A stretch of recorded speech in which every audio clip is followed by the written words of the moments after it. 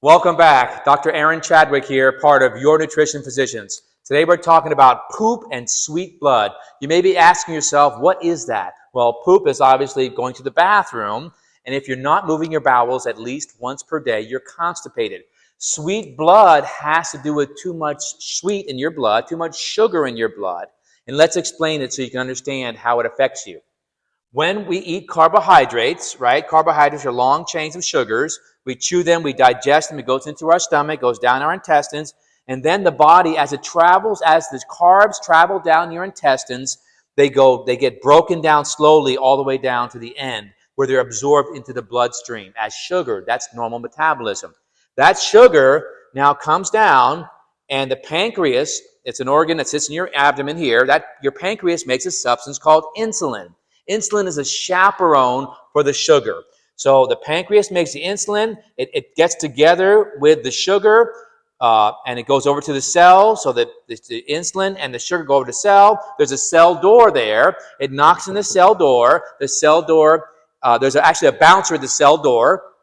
He looks out, he sees the sugar and the insulin, and he says, okay, I know you guys, come on in. So the sugar and the insulin go into the cell and make energy. And please hang in there with me. There's a reason why I'm telling you this. It's very important. So as that sugar-insulin combination goes into the cell, it makes something we like called energy, right? Now, but what happens is when there's too much carbohydrates in the diet, and which becomes too much sugar, we get too much sugar in the blood and too much insulin. The body doesn't like that. What happens is the bouncer, the cell membrane, the doorway in the cell gets overwhelmed by all that sugar and all that insulin. So it rebels. The cell membrane, the bouncer, rebels against the insulin and the sugar. We call that in science insulin resistance. That happens even before diabetes happens, but it's the precursor. It becomes diabetes if it's not checked early enough. So when there's this extra sugar in the bloodstream with the extra insulin, the body doesn't want it there because it's too much for it. So that sugar floats over to your liver. Your liver takes the extra sugar and stores it into a substance called glycogen. Glycogen is the fancy name for stored sugar. Your liver has closets to store the glycogen. Now, there's only a certain amount of closets in the liver, right? So when those closets get full, the excess glycogen, the excess sugar in your liver is turned into something called triglycerides, which is fat. So the liver will pump out those triglycerides back into the bloodstream because that's also filling up the liver. And it doesn't want it. The liver doesn't want too many triglycerides because the liver will become fatty, which is actually a very big problem in the United States today. There are many people who have fatty livers from excess carbohydrates and too much sugar. That's a whole nother lecture. Another seminar. But anyway, so now the triglycerides here, they get put back into the blood. They're fatty. The blood is a watery substance. They don't mix together.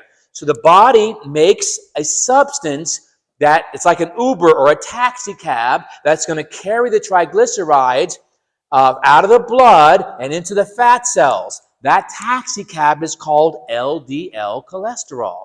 So one of the consequences of excess carbohydrates, excess sugar in your body will cause your body to make more LDL cholesterol.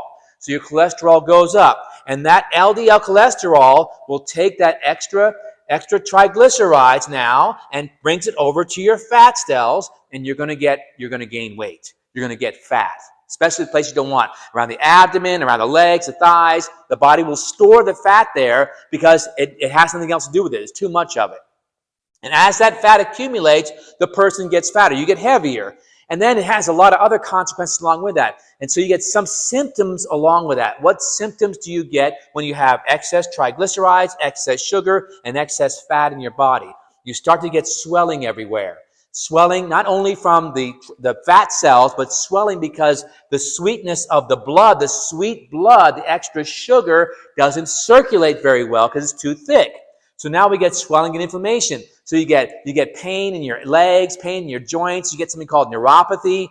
You get numbness and tingling because the blood is thicker from all that. The sweet blood is thicker from all that sugar, and it causes numbness and tingling and pain in your body. And you also get a lot of sugar cravings. It's kind of crazy because You back over here at your cell is the cell membrane, the cell bouncer is rebelling against the sugar. You have plenty of sugar in your body, but it's not going into the cell, so the energy goes down and you have more sugar cravings, even though you have plenty of sugar. That's the big problem today, is that we have a lot of sugar cravings from all that sugar because it's not being utilized by your body. Now, other things happen. Dizziness. Dizziness because, again, the sweet blood causes the blood to get thick. You get dizzy from that because the blood is not flowing up to your head. You get visual floaters, little spots in front of your eyes. That happens because the blood is too thick and there's too much sugar in your blood that causes visual floaters because, again, the circulation is impaired going up to your head. You get palpitations too. Palpitations when your heart beats in your chest because the blood is too thick and there's too much sugar in your blood. That causes palpitations. So all these symptoms are related to that. So what do you do? Well, you want to do a couple of things that's going to help you. It's going to bless you. You need to increase your fiber intake. So fiber comes from healthy fruits and vegetables. Also, great sources of fiber are nuts and seeds, particularly flax seeds, F-L-A-X. I love flax seeds, freshly ground flax seeds, 2 tablespoons a day, because that's going to give you a lot of good fiber. But you can also get fiber from things like broccoli and celery, apples and bananas and stuff. Yes, those are really important too when it comes to getting rid of the sweet blood, because we need to have an increase of fresh fruits and vegetables because of the nutrient content.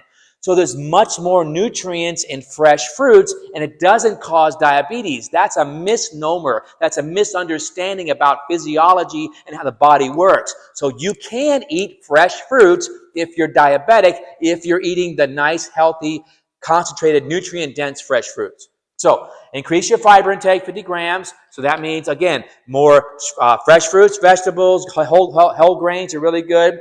Avoid artificial sweeteners. Artificial sweeteners like NutraSweet or aspartame or Sweet and Low or sucralose, any of those artificial sweeteners, they don't have sugar, but they're very sweet. So they still cause your cell membrane and your body to make more insulin, and it's the insulin that creates inflammation. Let me say it like this. Artificial sweeteners cause more inflammation in your body, and they cause you to have much more sweet blood when you eat artificial sweeteners. Even things like stevia. Stevia is not a good sweetener because it's refined and it's processed. And you're going to see that coming out over the next couple of years, that people are going to have really big problems with stevia. So don't use stevia as a sweetener. So avoid artificial sweeteners. Any types. Use more natural things like honey and like Florida crystals. Those are good sweeteners. Again, increase your intake of fresh organic fruits. Why? Because they're nutrient dense. They have a lot of fiber, and the fiber controls the sweet blood. That's what we're looking to do. And avoid cheese and milk products. Why? Specifically cheese and milk from a cow, because unfortunately the cow's milk and cheese clogs up the cell membrane, and it makes it difficult for your body to utilize the sugar for energy, and it causes you to have more sweet blood. And we know that cheese and milk are linked to more inflammation in your body and mucus formation, so that also hinders the digestion of your sugars, okay? So this is a really important thing, making sure you're moving your bowels every day. And by doing these suggestions here, you're going to help to increase your bowel movements, or at least have 1 good bowel movement per day. So that's how we can help you with poop and sweet blood. This is Dr. Aaron Chadwick, part of Your Nutrition Physicians. Please like this video and share it. Follow us on YouTube, on Facebook, on Instagram, and join us every Monday night for 45 minutes, starting at 7 p.m. Eastern Time. We're going to give you some time to discuss and answer all of your nutrition questions. So there's going to be a link down below in the comment box, so click on that link every Monday night, 7 p.m. Eastern Time, and please share that link with all your friends, okay? Until next time, God bless you. Dr. Aaron Chadwick, we'll see you next time, and stay healthy.